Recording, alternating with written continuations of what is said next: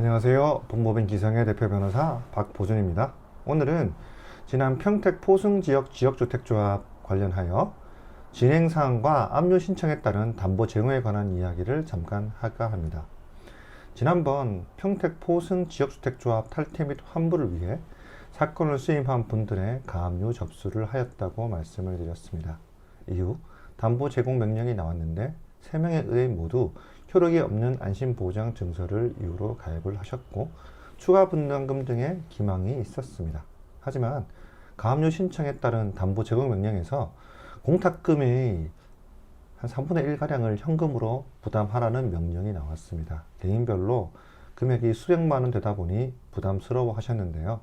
보통 기망을 이유로 한 가압류 신청인 채권자에게 공탁금액의 전부를 보증보험으로 가름할 수 있도록 해 주십니다. 제가 진행하는 지역주택조합 사건 현장에서 대부분이 그렇게 나왔습니다. 가압류 신청 시 담보 제공에 대한 부분이 있어 판사님의 재량에 따라 다를 수 있고 만약 일부의 현금 공탁이 나오도록 명령이 나오기도 합니다. 그럴 경우에 다시 재신청하여 전액 보증보험으로 제출할 수 있도록 하면 됩니다. 하지만 이번 경우에는 안심보장 증서가 있는 현장임에도 공탁금액의 일부를 채권자에게 부담하고 라는 명령을 하셨고 의뢰인들께서 상황의 설명을 드렸습니다. 당연히 피해를 입으신 분들의 입장에서는 많게는 수백만 원 가량의 현금을 공탁하여 가압류하는 것이 부담스러우실 수 있습니다. 그렇다고 가압류를 미리 안 하면 본소까지 기간 때문에 왠지 뭔가 찝찝하고 불안하기도 합니다. 가압류를 하지 않는 상태에서 본소 승소 후에 바로 집행해버리면 되는 부분입니다만 당연히 의뢰인들께서는 불안하실 수밖에 없습니다. 본 조합은 최근 토지를 100% 확보하였다고 조합원들에게 이야기했고 그것을 의뢰인께서 이야기해 주셨습니다. 해당 조합에서 매입한 토지가 있는 것을 저희 로펌에서도 확인을 하였으나 가압류 금지 부기 등기 상태가 있었습니다. 그렇다고 집행재산에 포함될 수 없는 것은 아니고 승소 판결 후 집행재산에 포함시킬 수 있으니 너무 염려하지는 마십시오. 소송에서 승소하더라도 집행할 재산이 없다면 얼마나 허무하겠습니까? 본소에서 승소 집행하는 방법은 여러 가지가 있기 때문에 아직 승소하지 않아서 지역별로 가압류를 신청할 경우에 현금으로 공탁하라고 얘기하는 경우도 왕왕 있습니다. 하지만 효력 없는 안심보장제를 거부하셨고 그것을 믿고 가입하신 조합원들은 명백한 사기 피해자들입니다. 피해자분들 입장에서 저희 법무법인 기성에서 끝까지 싸워주길 원하기 때문에 저희도 끝까지 싸우겠습니다. 또한 피해자분들께서 추가로 부담하지 않도록 최선을 다해 승소 후에 피해 금액을 회복할 수 있도록 노력하겠습니다.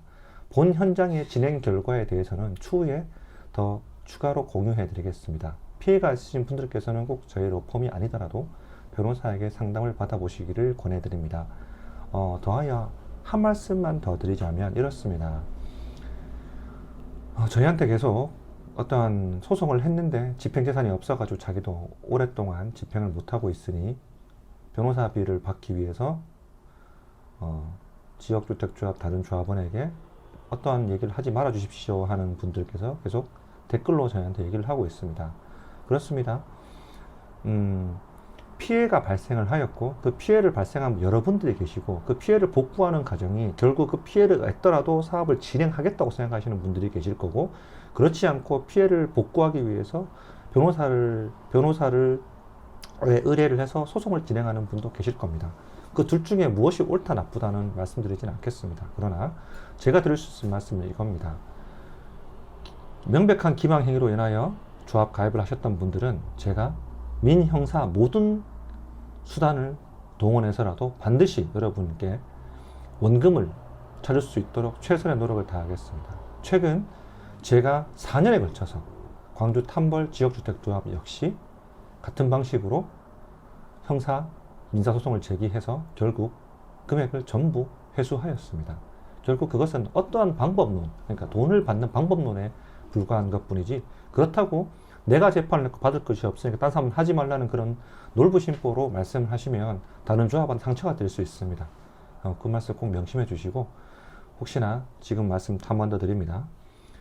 지역주택조합에 가입을 하셨는데 사업이 진행되지 않거나 아니면 기망에 당해서 조합을 가입하셨다는 분들은 꼭 변호사와 상담을 해보시길 바랍니다. 이상입니다.